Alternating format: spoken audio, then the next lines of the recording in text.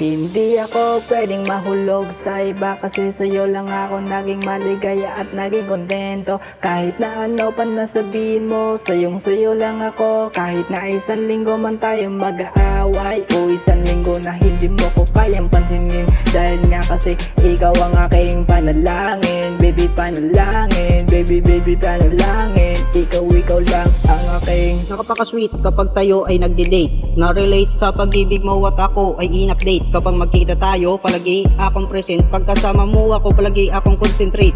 Na-relate sa pag-ibig mo at lagi akong masaya. Nung dumating ka sa'yo, parang ako lumigaya. Ang lakas ng aking dating kapag ikaw ay darating. Pagkagising sa umaga, is a good morning, but everything is a good. Pagkasama mo ko, is a very good. Namamasal kung saan at palaging nag-walk. Namamasal kung saan sa daan at palaging nag-work. Ikaw ang kasama ko, kagulat at palaging istok. Pero mahal pa rin kita, as promise it.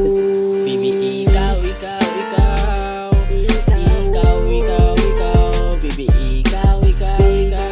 dahil mahal kita.